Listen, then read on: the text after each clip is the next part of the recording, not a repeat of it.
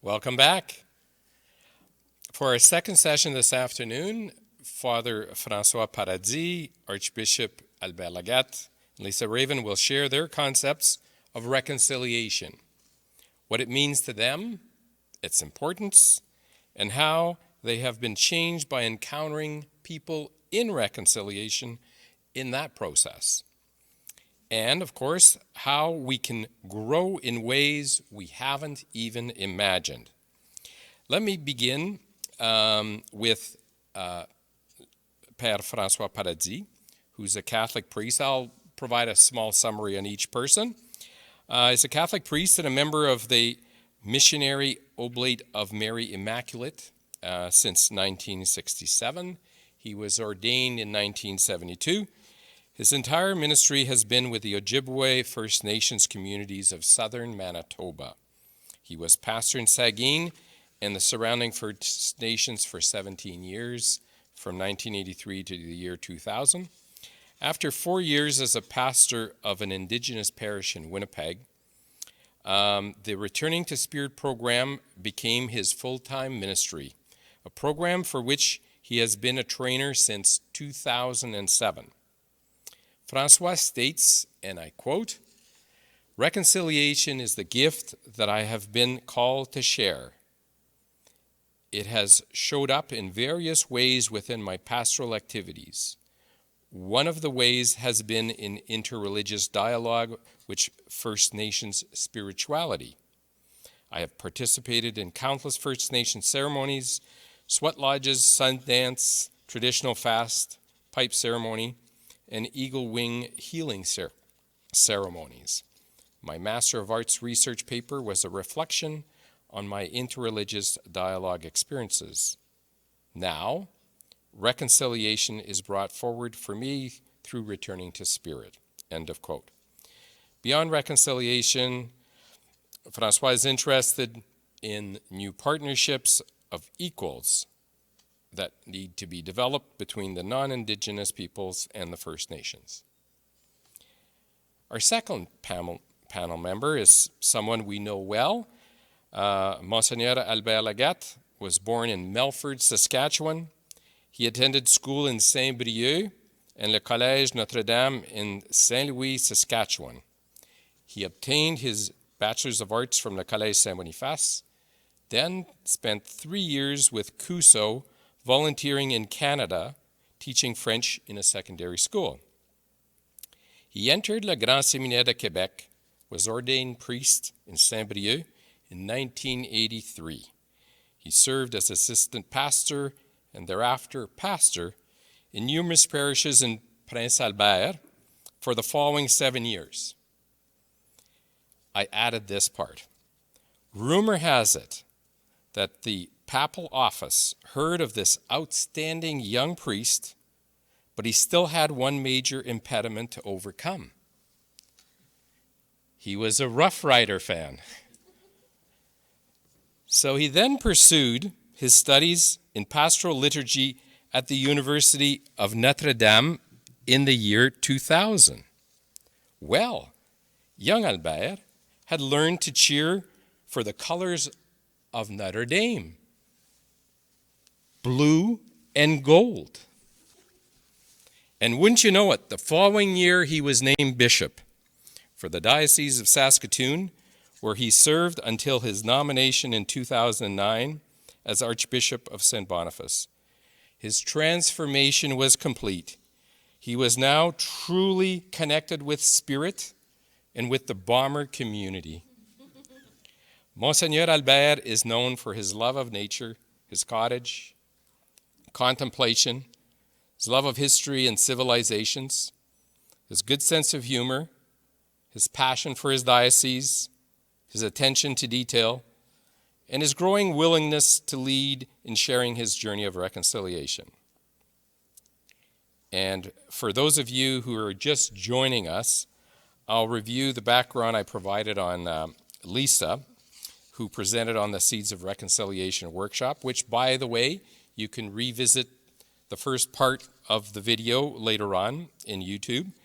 So Lisa For those who were not able to join us, is from the Hollow Water First Nation in Manitoba, an Ojibwe community known for innovation in the field of restorative justice. Her life in the aspects of reconciliation began there through restorative justice. They were so impacted by that experience and profound forgiveness and connection that she then moved on and has been leading and developing workshops for returning to spirit since 2006. And in the last 15 years, she's continued to deeply be honored and inspired by the courage and grace of people willing to move forward from what has been keeping them stuck in life. Her work goes beyond healing. It provides conditions for transformation and mindfulness in all relationships.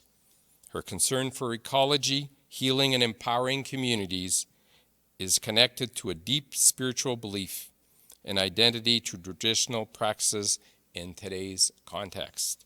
So now we'll turn it over to each one of these in sequence. So I'll start off with Pierre François.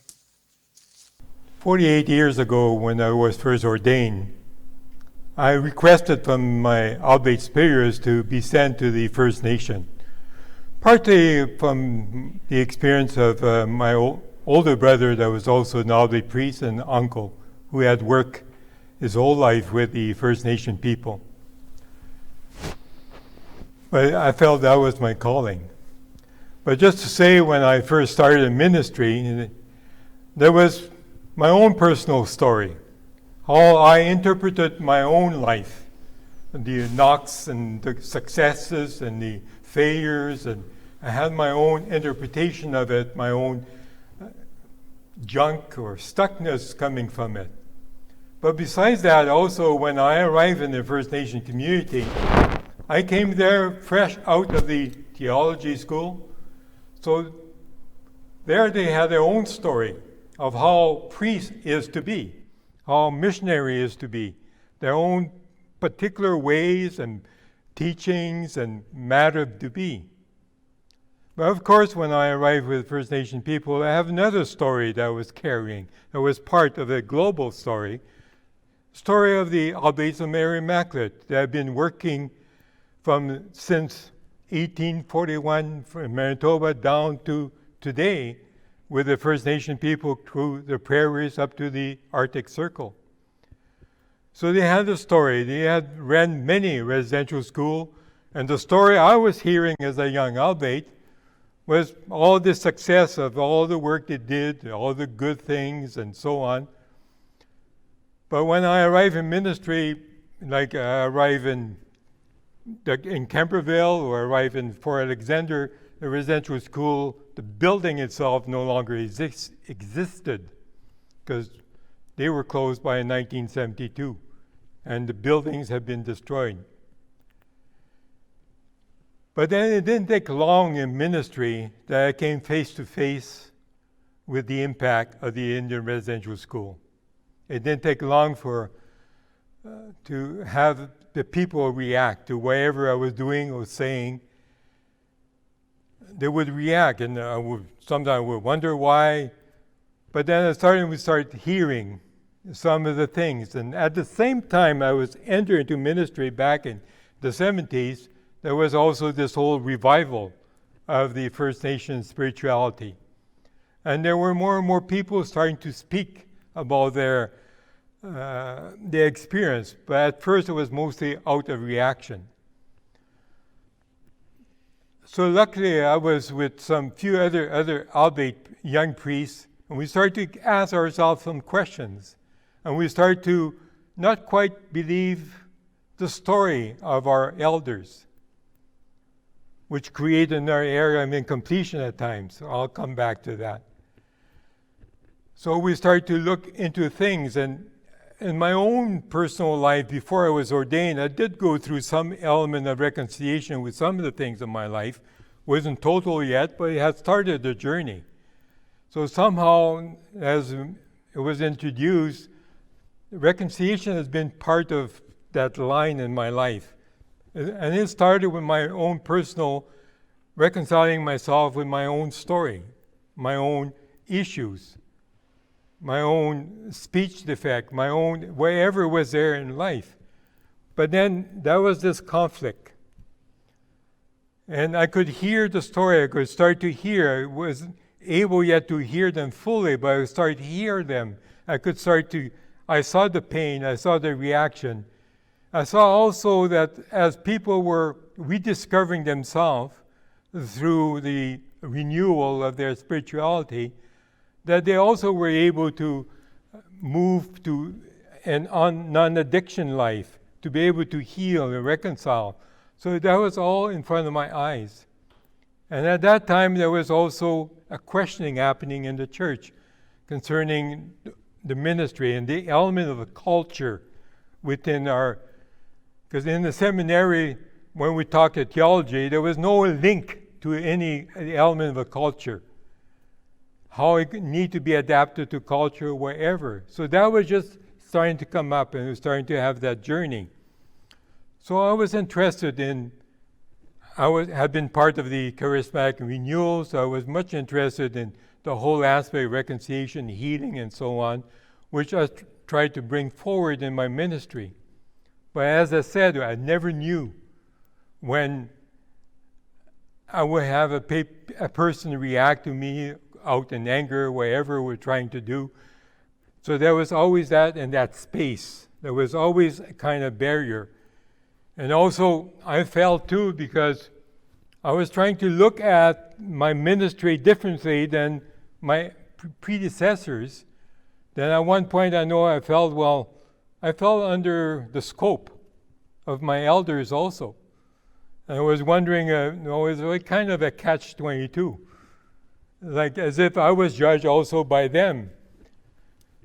But no, part of the hurt was also being identified with whatever has happened, so kind of feeling block of what I had to offer. So there was all that searching and not knowing. There was nothing we learned in seminary to see how to deal with that. It was all the opposite, in fact. So slowly we start doing that. Now, just to say, like, I was 15 years on the Hollow Water as the pastor, so officially I was Lisa pastor. I never saw her in church. She was not at that time be able, because of her own story, because of the residential school and that. I was the monster. I was the one to be avoided. And today we're companion of work and great friends. So it was there, and I was working. I know one time I was trying to create a pastoral council in Saging and Fort Alexander. And I was trying to bring my pastoral council to see what can we do concerning this question about residential school. And that was especially in the beginning of the 1990s when the litigation started. And there was a few of them that said, we'll deal with that, that's all finished. So I couldn't get anything from them. I even tried to move around, trying to create something in the parish to start dealing with that question. And of course, there was also with the litigation, all that denial, hurt. I remember going to the refectory of the retirement home of the oblate, and I could have cut the air for how thick it was of anger and resentment and hurt. So I was feeling it from both sides. It was a kind of, like I said earlier, and so now because I felt I was accepted. No, the oblate used to say it takes 40 years before you can have the trust of the people. No wonder. I understand why it took 4 years with the residential school. But then again, when I was trying in the interreligious dialogue to find out about the spirituality, to listen, to have an open ear, open heart, I was wondering if my oblate brothers was thinking I was a traitor. That was there. Anyway, came the day when I heard about returning to spirit. And I couldn't the first few years because I was out in Ottawa studying, doing my paper, reflecting on my own journey of working with the First Nation people, especially dialoguing with their spirituality. Then I was able in 2004, February 2004, to take my first workshop. And in the workshop, we bring that distinction in which the earlier session today talked about the story. There is a very particular important distinction that we bring forward. Is what happened, that's the event, but what we added to what we say about what happened, the interpretation, what we came to, what we call story. So all the feelings, the emotions, the thoughts, the accusation, the self-deprecation, the decision, whatever comes out from there, that oftentimes we take that interpretation to many other events that happen to us that solidify. We as a person, we have that story, but we as a community, as a group, we have as Indigenous people here in Canada, we have our story about the Indigenous people in Canada, and they likewise have the same for us. So I could see the reaction comes from there, and if we cannot put those aside, all those who were mentioned, no, we have all these thoughts. They're accusing us. I'm being painted by the same paintbrush. I cannot do what I need to do. I cannot get their trust. So all that was part there, but at the same time, also, I had this connection where there was recognition, where there was love, where there was mentorship. And that's why I grew up to be able to receive the pipe, to have the eagle wing and so on. But still in the midst of that, we would hit again the wall. So when I did the first reconciliation, when they did that distinction between what happened and what we said about what happened, and the distinction somehow brought great understanding for me. Came to realize, yeah, okay. So their reaction is not to me as a person, not to me as a missionary, is linked to their own personal life story or their community story as Indigenous people residential school. So I could not take a responsibility for their thing. I have enough of my own stuff. I don't need to take theirs. So it brought some distinction.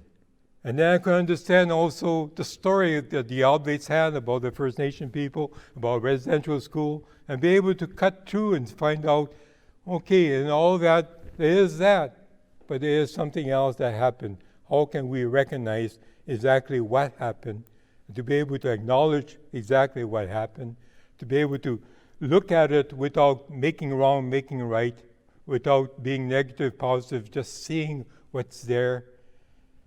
And the moment that happened is like it created a whole new space, whole new possibilities. It doesn't solve all the issues, but it creates space so that we can have a conversation. And because of that space, then Lisa and I could start to have a conversation. And we start creating a journey where we can bring this reconciliation to others.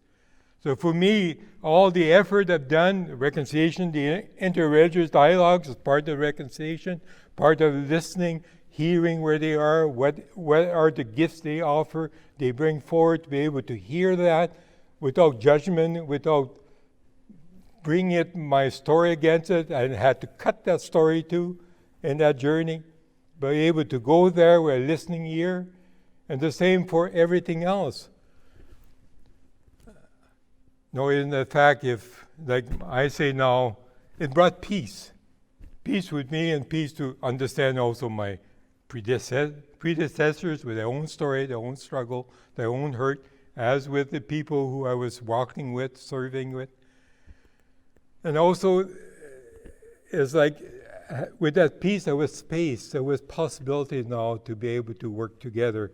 And that's why every reconciliation, maybe Albert can say, what I keep saying is that, yes, we need to reconcile ourselves, recognize the pain that's there, be able to express it, acknowledge it, recognize it, and then be open to new possibilities. And that's why I say is reconciliation, is peace is true, reconciliation is true, then it calls for me walking differently with them. It calls having a different journey with them. To be open to, so that both sides can find out what the Creator wants from all of us and how we want to walk. But without all that junk, that stuckness, those judgments, those things, without having the I used to say, if we 20 or 30 years ago had been able to hear the pain and acknowledge the pain that was there, we may have been able to avoid litigation. But we've failed to listen, we failed to hear, and because of that, well, we know the story. Also, it came forth and forward. So for us right now is to be able to hear what's there without making judgment on them or us, be able to recognize, yes, there was that pain, there was that element, but how can we now go forward, create a new partnership, move forward in a different way, create the possibilities? Where is possible there for us to move forward? I still believe that I need to preach Christ. I still believe there is some truth I have to bring, but which way and how? And what is the relationship that needs to be built? And maybe what I have to offer is not to be received, and that's okay. It is what it is. But then maybe there is a way of finding out what Creator wants for everyone. So I need to do my part, but not take responsibility for the other people's stuff. I have enough of my own.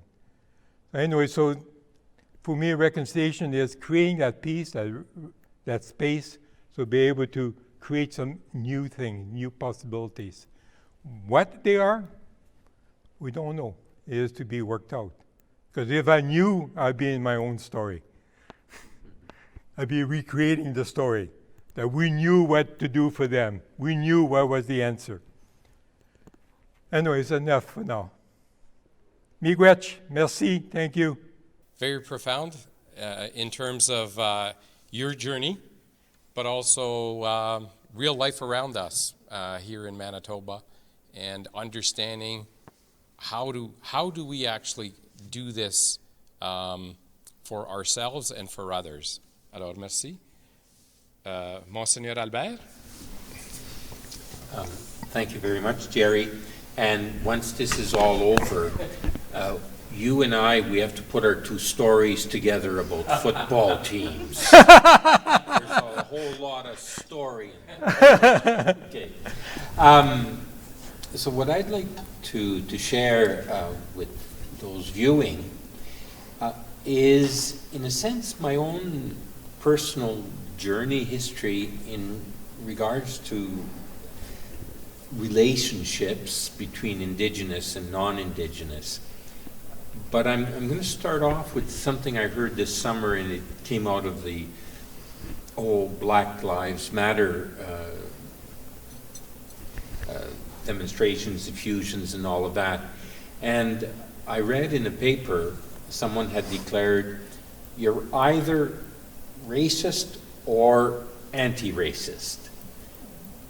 And I said to myself, that's a bit simple, because then we're back into the story of good people and bad people. And it isn't that simple. It isn't that simple at all.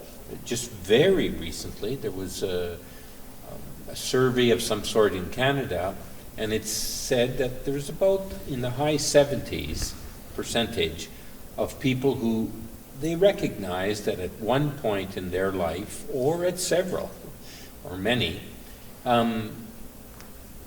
in their words and their actions had been racist, that they had done so. And however, it was the same 70s percent that said that indigenous relationships, or relationships between indigenous and non-indigenous, was a key question that Canada would need to face in the future. Okay, so having said that, let me go back then to my own, if you want, history that has story in it for sure, but also people that I met, people I meet now quite regularly, and who helped me to get beyond seeing difference to as a threat or a negative, to acknowledging that where there's difference, there's a whole lot of things to discover and live together. Anyway, so I grew up on a farm in Saskatchewan, and the nearest reserve First Nations community would have been in the realm of an hour away on either side. So growing up, working on the farm, that wasn't a reality in my mind at all. Sure, once in a while, at the annual fair, the agricultural exhibition in Melfort, there would be, First Nations people who were there, coming for the horse races, and just like everybody else, just coming for the fun, the festivity. And if I think back on it, hearing certain comments from my parents, certain comments from others, when I would say, "Oh, who are those people? Where do they come from? Why are they, quote, like that?" And the story was brick by brick being constructed. And then, you heard that I did various things and went to Ghana, in Africa for 3 years that I really enjoyed. And there, really a huge amount of difference, but how can you say, I was the one white guy with everyone around African. I still remember walking down the street once and going, "Holy mackerel, I'm the only white guy here." But I was surrounded by acquaintances, fellow teachers, friends, and they had been welcoming. So, okay, difference is good. Diversity is exciting. Okay, so then back to Canada, seminary, and my practicum, 2 years of internship, was in a parish in our diocese of Prince Albert, which was cheek by jowl with a reserve, a First Nations community. And the priest did a bit of ministry there, funerals, Easter, but not much more. He wasn't an oblate. Though oblates had been there for many, many, many years. And there was mixed but generally good feelings towards, especially that man who had been there for many years. But when you have two communities living cheek by jowl, the story of the negative, the story of hurt being done by the other, it just sticks to the conversation, sticks to the mentality, and it's what you always go back to. Oh yeah, oh yeah, oh yeah. And so, because there wasn't really anything to contradict that, then it became more and more bricks. Then I was ordained priest in Prince Albert, and Prince Albert has a large indigenous population. I think now it's about 45% indigenous from the many reserves and First Nations communities throughout northern Saskatchewan. Well, no, central and northern Saskatchewan. And so, again, the story that started out at the fair got built up in those 2 years. It's in the back of my mind. And of course, there's always social problems. And again, you hang your hat on that story. Mm-hmm. However, at the same time, I was going into the parish school, St. Michael's, 95% Indigenous students, and just, kids are fun. Kids are just fun, especially little kids. The story isn't there yet, not as strong in a way. And teachers, non-Indigenous, but certainly, and it was a policy of the board, a large part of Indigenous teachers, or especially teacher aides, employees, and so, okay, so this is good stuff being lived here. And then just some key individuals, Chief Harry Lafond of Muskeg Lake. He was chief at one point. He was a Cree language teacher in the schools. At one point, he was the the director of the Treaty Commission office in Saskatchewan, educating people about the treaties, working towards we are all treaty people. But just so involved in the life of the church and the pilgrimage at Duck Lake, just a wonderful man. In conversations with him, they were dismantling the bricks just by who he was as a person. And actually, he continues to do so. To be so,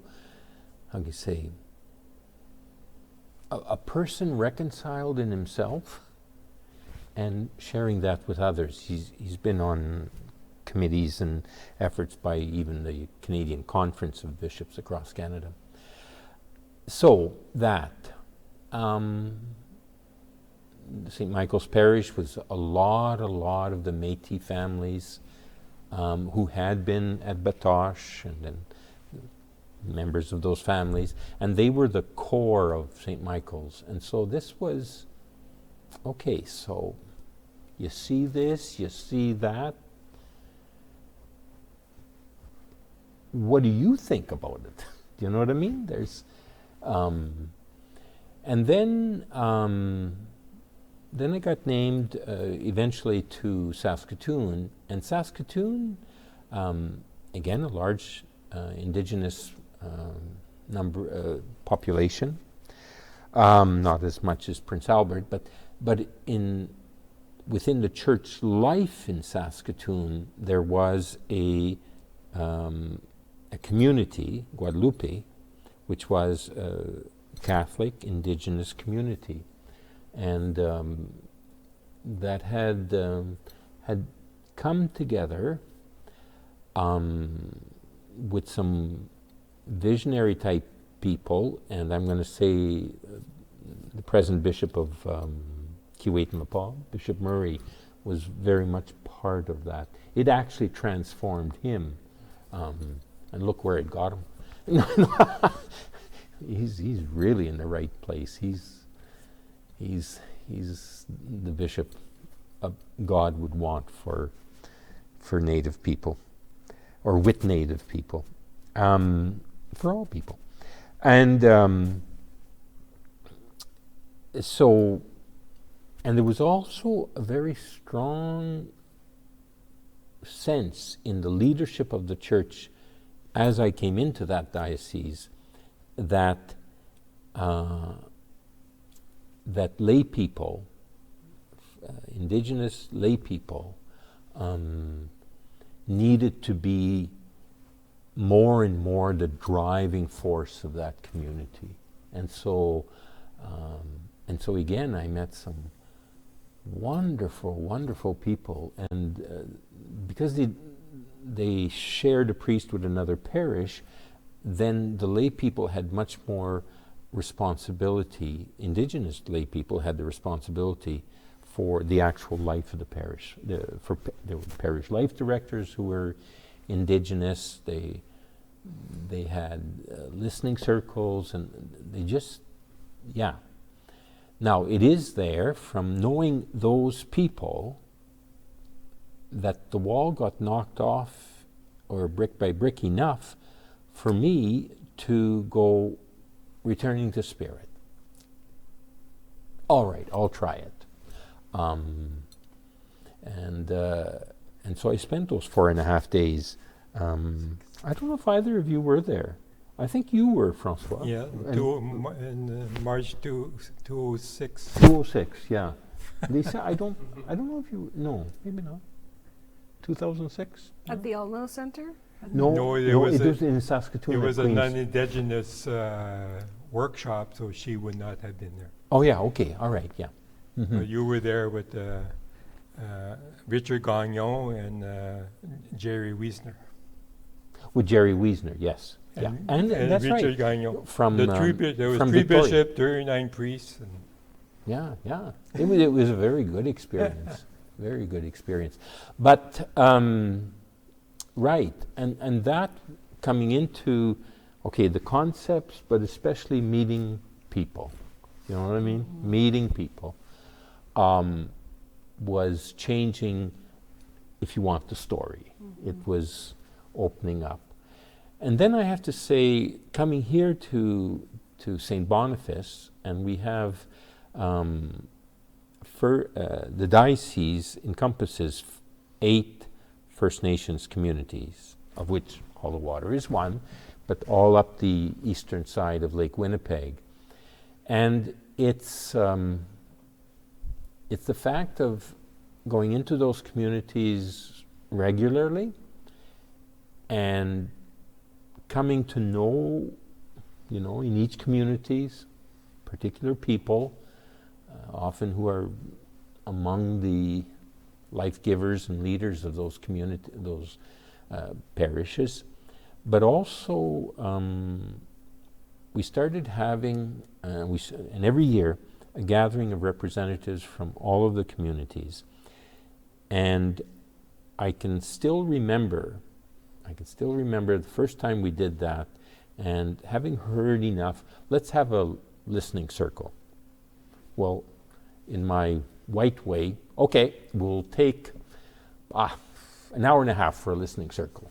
Well, a day and a half later, and that was the first time, I have to say, that I heard, in the sense that really came into my consciousness, the depth of the hurt of residential schools. It was, I'd heard it through returning to spirit, but it was listening to people who I knew was starting to trust, and they starting to trust, I dare hope, and hearing all of that, and then going, okay. And yeah, once in a while that story still comes up, the hurt, the anger, but much, much more is we need to journey together, both for the parish and for what the community is, the larger community. And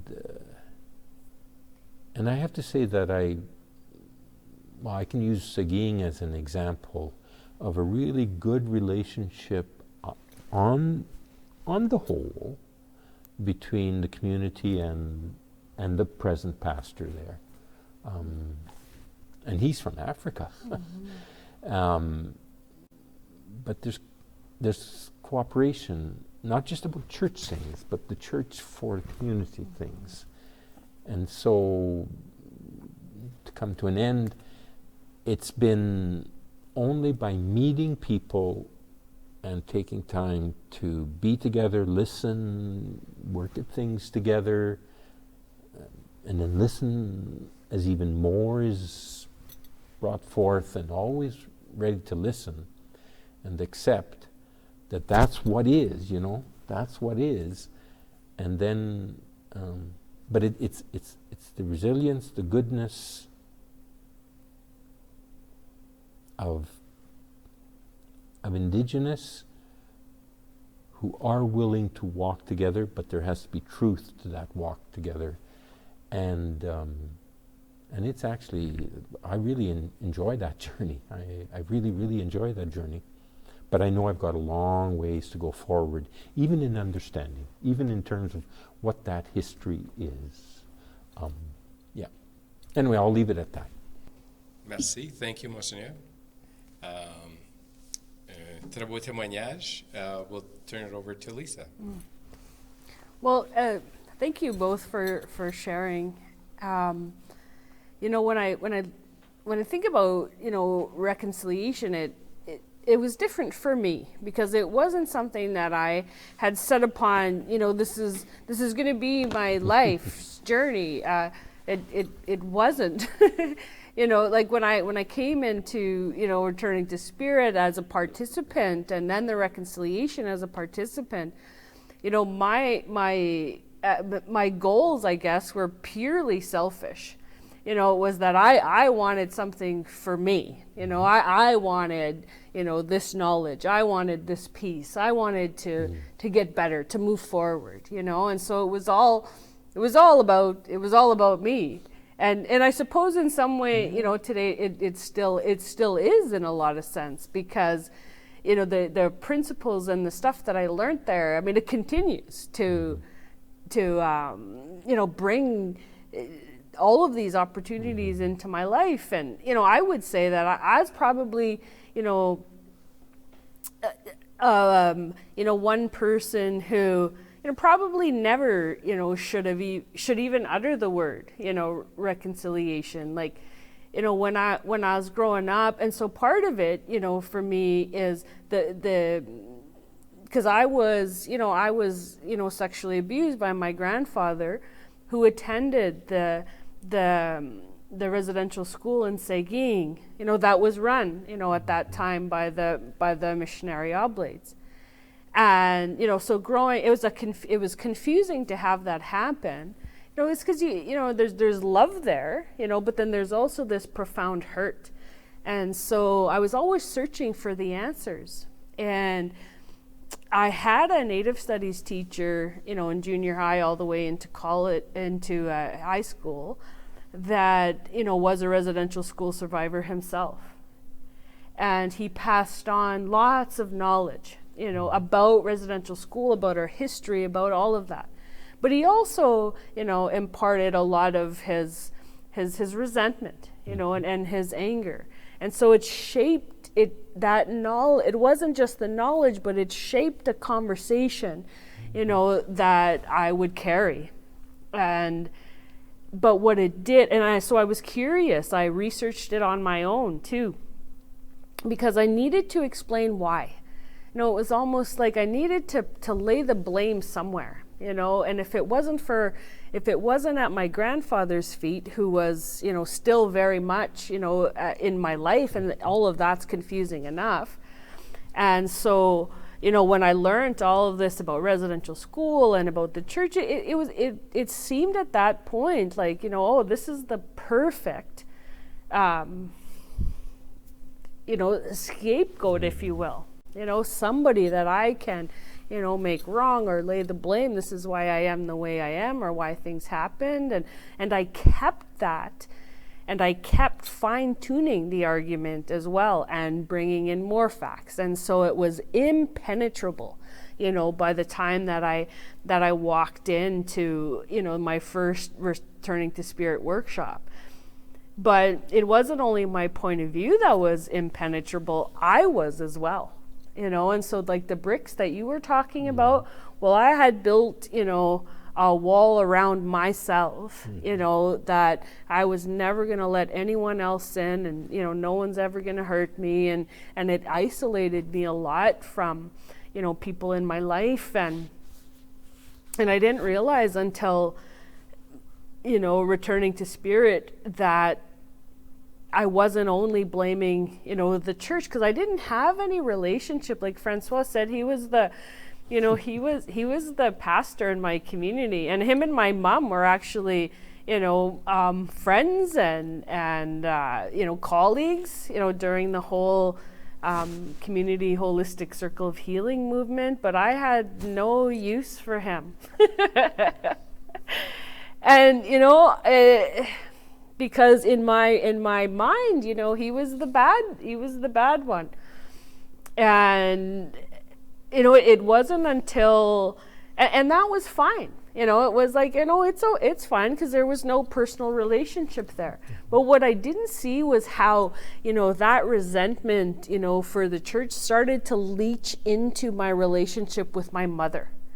Because my mother, again, was, partners in work with François, but she also went to church, and she was also faithful, and I had tried, I remember at one point, to try to convince her to leave, let's, you leave the church, and this is why. And I had like a perfect argument here. Here's the facts, and this is, what is, and, had laid it out, and she didn't. And so for me, in my mind then, I thought, okay, well, she's choosing them, and she's not choosing me. And then I didn't realize the impact that had on my relationship with her. And it wasn't until Returning to Spirit that I saw what I had created, what I was responsible for, and how much, my wanting to blame, how that was affecting, the real relationships in my life, because I had no space. If she said, we should get the kids baptized, absolutely not, or all of this. It was always a strain in our relationship. And so when I went to the reconciliation, that was the core relationship that I really had to, reconcile, that I needed to take responsibility for the narrative, for what I had done to the relationship with my mother. And that was the moment where everything shifted for me, and then listening, like sitting across from, because back then at my first reconciliation, there was more than one bishop. I think there was 3 bishops. There was, sisters, and then there was lay people. And so there was people there that really did represent, the church back then. And then on the Indigenous side, there was, residential school survivors. And so it was a direct, conversation, a direct possibility for understanding and mutuality. And those one-on-one conversations really, it was like somebody had, thrown a pail of cold water into my face. It woke me up, because I didn't realize that I had been, monstrosizing and painting kind of everyone, as not human, as having no feelings. And then it's really surprised me. And I know this sounds really silly, but to then be sitting across from, a priest or a bishop or, a sister, and then they're sharing, like their own hurts. And I thought, oh my gosh, like there's an actual person that's sitting across from me. And that woke me up to to just the consequences, I guess, of my own stuff. And since then I've developed a lot of relationships with people within the church, because I've been able to hear a whole other side, and I've been able to share my own stuff as well. And so when I look back, it's like, man, I would probably be the least likely candidate to ever stand for reconciliation, but I knew that I didn't want to live with that type of resentment, and that because it is like a poison that you're drinking down, but you're expecting the other person to suffer from. And that really woke me up to what I was doing to myself in a lot of ways. And I knew too that it didn't matter, like, if people apologized to me, or if they gave me compensation, or that none of that would shift anything, if I wasn't willing to acknowledge any of that. And I always come under controversy for saying things like that, but to me it's true. Like, if I genuinely believed that an apology from the Queen or the Pope or the Prime Minister or anybody would heal like all of my people and heal this legacy of residential school, I would be all for that. But what I understand about my own life is that even if there was people lined up, to apologize, that still wouldn't shift things for me.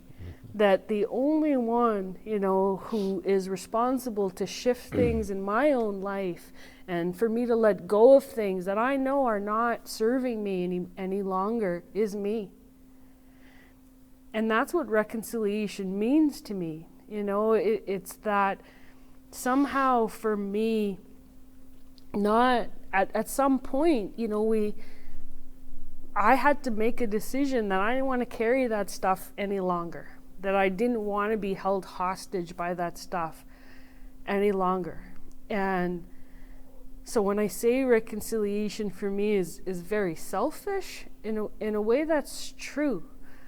Because I know that I don't want to suffer with that stuff anymore, because I've done it for too long, and it's not like things don't show up, like it's not like I don't get triggered, but I don't carry it as long and in the same way that I used to before. And I don't want to pass that on to my kids, because no reconciliation, like staying in a place of resentment and blame, is really just a series of conversations and practices and behaviors that are developed over time, that become a way of being, with things. But reconciliation is its exact opposite. It's also a way of being. It's a collection of practices and behaviors and conversations, but the intention is to create peace, not stuckness. And so the beauty of it for me is that it's the two exact same behaviors or practices, conversation, like the process itself is the same to create no reconciliation or to create reconciliation. It's just the shift of the conversation and what's required. And that inspires me, because I didn't realize before that I had a choice, and so if I walk in, and it's not that I don't get triggered, because I get triggered all the time by everything, or everyone. I just stay in it, shorter periods of time. And it's a practice for me that I want to teach my kids to do that. Because to me, they're the real, they're the real hope. Because I want to pass on to them, behaviors and conversations and practices of how to reconcile things for yourself, rather than practices and behaviors and conversations that are going to keep things stuck and keep the blame somewhere else, or to hold resentment. And that's why, for me, it's become a way of life. And I actually now, I get paid for it. Imagine making a career, and making a career and being so, blessed by, the relationships and the partnerships that I've been able to create. And really, it all started off with, this girl that just wanted, to be free, from her own from her own self in a lot of cases. And so, I just feel really grateful every day that I've found my place, and that reconciliation, what I really get is that it's not a destination. It isn't somewhere to get to, but it's the journey. And the more that I continue to integrate it and to continue to practice it, it deepens. It's almost like this pot of gold that never empties. Because I'll take some coins, I'll take some blessings from it, and all of a sudden it's refilled. And that's, and that's what I teach my son too. It's like how powerful we are as individuals, that we can really create. We can have it all, and that was something, that's a belief that I lost a long time ago, maybe when I was 5. And then to reconnect to that, later on in life is to me is a miracle. Miigwech, thank you for that great testimonial and about your journey and where things are at for yourself at this particular point in time, and your focus. So we do have a little bit of time. So I do have a question or two, but feel free, we've got about 20 minutes or so if you want to ask each other questions or bring something up. Please feel free to do so. So my first question has to do about the struggle I have. So the aspect of the inner journey and some elements that we're talking about and focus. And so I can start to do some elements of that, even sometimes with people close to me, sometimes. But when I start to really get lost or lose it and get back into my story is when I get back in my old world before I retired, which is systems. So I was one who worked in systems, understood a lot of it, helped navigate ways around through all those kinds of things. So when I find getting dragged back into that by a lot of people around me because, there's a need. You can do this, you've got connections there. And it's the old ways of getting things done. Like we go back to, from the top, trying to find a way through something, got to find a solution, as opposed to, well, what about trying to do it differently? Kind of more from a bottom up, which I try and do at a personal level, but when I get back into organizations, there's this struggle, and there's a lack of space. I find there's a lack of space. So any thoughts, advice? How important is the inner life in the context of systems and organizations that we're all part of? And we continue to be, and we will continue to be, no matter what, whether we're retired or not, right? It can be through grandkids, it can be through other people. But just thoughts on that. We come at it, with the spirit of who we are, whatever it is that we're grounded in. And if we're solid, then we can actually then start to transform in a way that not other people, not systems, but the way that we are being, and here's an example, right? So, I spent all last year, at a sacred fire, in opposition, to a sand frac mine. And, we're talking about, to all the levels of government, from our chief and council to the province to the feds to, conservation and a system that's broken and that doesn't work. And, it's easy. It would have been so easy to just kind of go back to, because I would have been like quite the little soapbox, protester too at one point, But, that whole journey for me was like to keep myself grounded, in a place of reconciliation.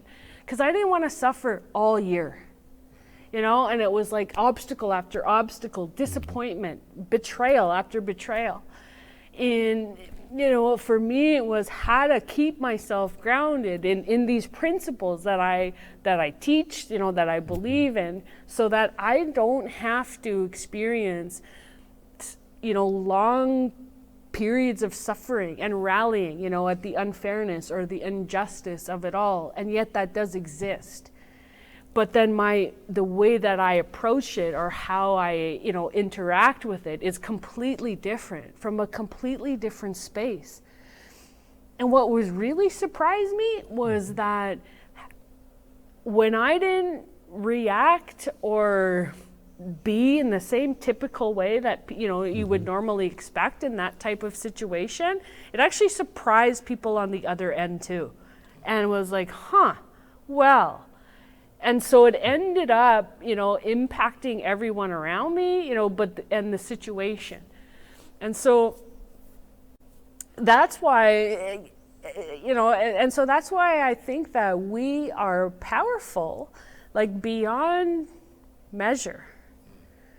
And that no matter, what we're speaking or what place we're standing in, as long as we're grounded and being honest, I guess, and integral, to what we say we do in life, then it has all kinds of opportunities that can't even be imagined. We have a saying on the Return to Spirit, well, that's what I encountered the first time, is that the issue is not the issue. The issue is your relationship to the issue. So if your issue is the system, but what is your relationship to the system? What do you want to be that relationship to be? What's your responsibility towards it? And then it's for you to refine what's grounding you and how then what is called for it to be brought forward. What's called be developed. Oh, that's the whole way, but there's something else here called for. So why is it? Yeah, and I think part of it is also is the letting go of a sense that we can control the change we think there should be. Okay, and why I say that? Some of us can relate to that one. and I'm here. Okay, well, because that was one of the things with the the Returning to Spirit session, was that I lived it, learning more about the residential schools and what it had brought forth in the lives and especially the hearts of people. But so that was sort of a knowledge thing. But in terms of impact was as I looked at my relationships within my family, and I knew exactly what my brother should be doing, and so, and some other things, even in ministry. And it's when you hurt enough by trying to control how you believe it should be, when you abandon that, not into despair, but into hope that there's something greater at work in us, and if the thing we can probably, we don't even control this, is ourselves and our emotions and our thoughts, and then our actions out of that. But that's where we have the greatest responsibility. And so then the control over the negative, you know what I mean? You see somebody on the street and thought, and then how quick does it take, Albert, that's really stupid and racist, or, you know, and it can be indigenous, it can be, you know, any difference. And so it's to pull oneself back, and what could possibly bring peace, and not just a sort of a peace inside look, but enough peace to have energy to step forward and approach that person or approach that situation. Yeah. So yes, there's systems, but in the end, they're as they're as life-giving or life-destroying as the people inside, or a part of that system, are either life-giving to themselves or life-destroying within themselves. So, yeah. Yeah. No. Do your bit, and then right. Keep working at that element from that perspective. Yeah. Is certainly what I'm hearing. So as we're kind of getting close to closure,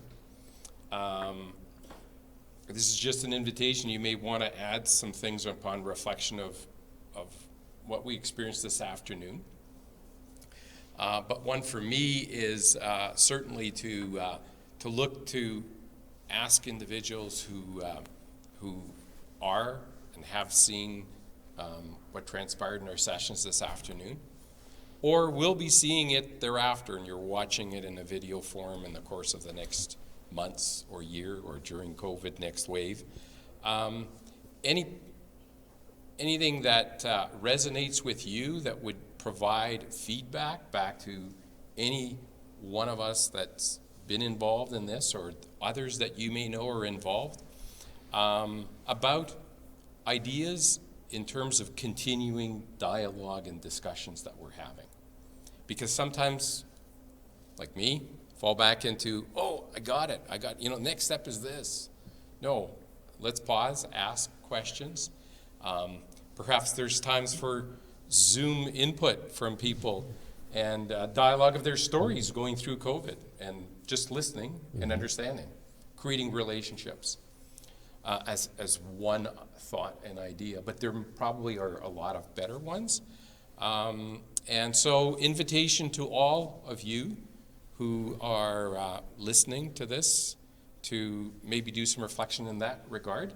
And I just want to thank every one of you for being here today, sharing your journey, and through your little add-ons of what you are talking about. I find phenomenal, because it helps me sort of, okay, if they can do it, maybe I can do it next time. You know, I can go a little deeper in myself and share and learn and move forward. So with that, I do have a closing prayer by, my wife says, if there's Amazon is at the door, it's because we have Richard Wagame's books to distribute. So I've kind of become known as the Richard Wagamese fella, sending books all over, especially during COVID. So this has to do with, I guess, elements of what we talked about. And so this is, he often has conversation with the old woman or the old man. So this is conversation. And he starts off with a question. Can I fail at spirituality? No, the response comes back. You were always spiritual. Well, how do I get better at it? By remembering that deciding is not doing, and wanting is not choosing. So Richard replies, I don't get it. Well, let's try it another way. Move in the direction that brings you closer to Creator in all things. The trail will be revealed, and the helpers will come to you. That's it. It's more than enough for a lifetime. So in closing, the element about going in that direction that brings you closer to Creator in all things, I think you each gave examples of that as we're closing, really. So I thank you, because it's quite the fit between, I think, the end of the prayer and that there's enough for a lifetime. So avec ça, merci, miigwech, and thank you. And don't forget, pass this on to your friends or links to your friends. And by all means, give us thoughts, feedback going forward in what we can do. Also remember that we will be, through partnerships that we're having, there will be some workshops that will happen, hopefully in the spring, if not throughout 2020, for various individuals that want to participate in the one-day workshop. Merci. Thank you very much. Miigwech.